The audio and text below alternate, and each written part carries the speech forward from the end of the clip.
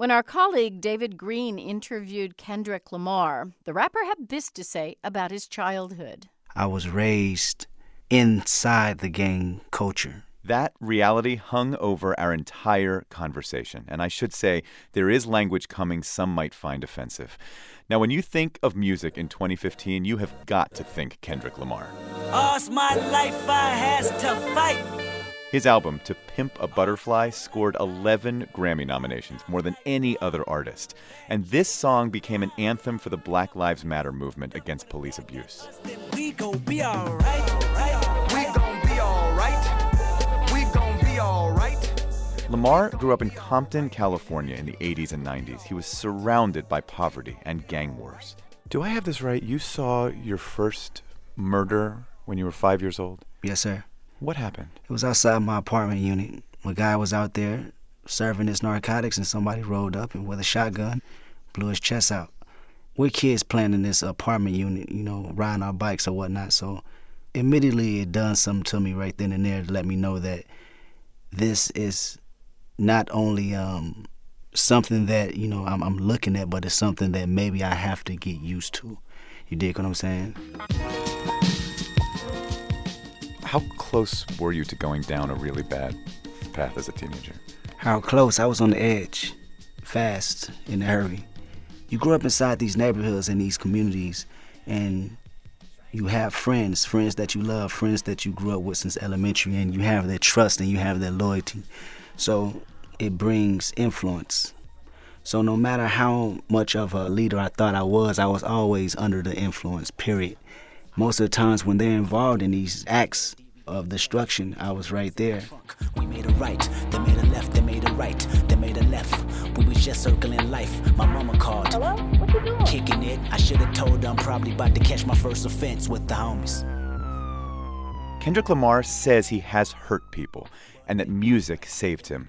He spent long nights in the studio instead of on the streets. 3 years ago, he made an album that went platinum, but the sudden success was overwhelming. You can have the platinum album, but, when you still feel like you haven't quite found your place in the world, it kind of gives a crazy offset.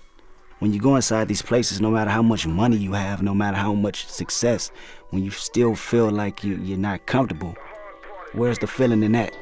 What you want? You a house, you a car, 40 acres and a mule, a piano, a guitar, anything. Say my name is Uncle Sam on your dog. You can live at the mall. Am I right that this album, To Pimp a Butterfly, you're trying to work out a lot of these emotions we're talking about? Definitely. 100%. There's a refrain that you keep coming back to. It's sort of a spoken word. Resentment that turned into a deep depression. Found myself screaming in the hotel room. I didn't want to self-destruct. You describe yourself literally screaming out in agony. What was going on? What was the feeling? What was the feeling? The feeling was missing home.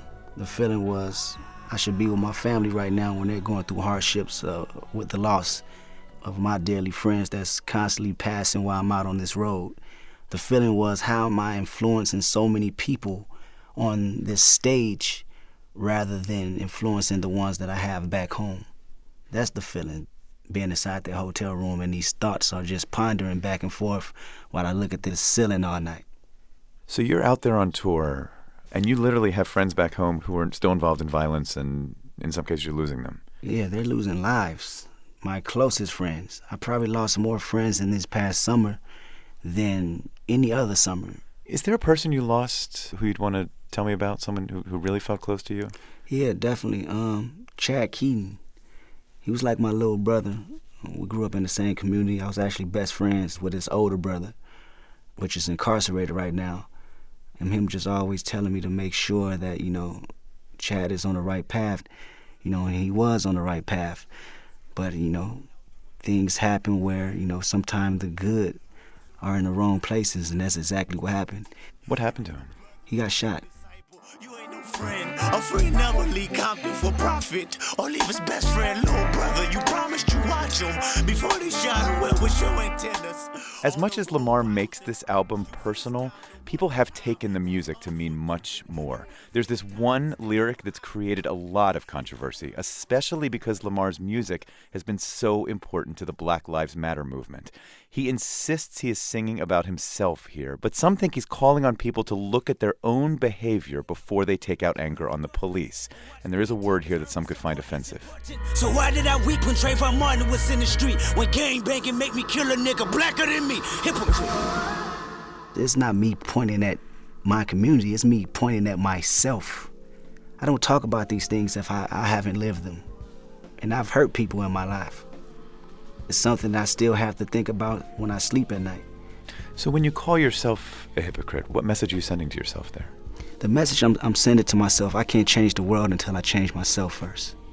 For instance, when Chad was killed, I can't disregard the emotion of me relapsing and feeling the same anger that I felt when I was 16, 17, when I wanted the next family to hurt because you made my family hurt. Them emotions were still running in me, thinking about him being slain like that.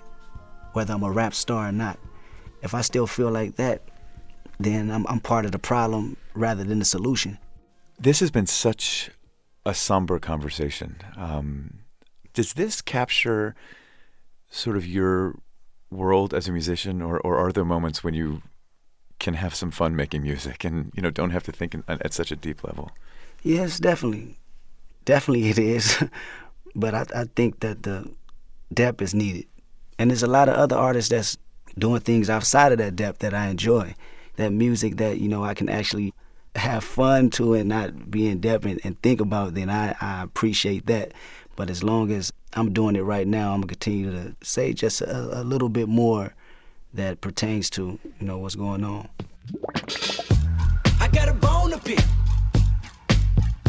I don't want you monkey. Kendrick Lamar, a real pleasure talking to you. Likewise. Thank you for having me.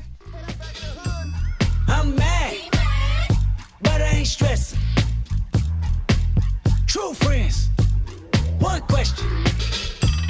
Where you and I was walking. Now I run That's again, rapper get the whole Kendrick world. Lamar speaking to our colleague David Green.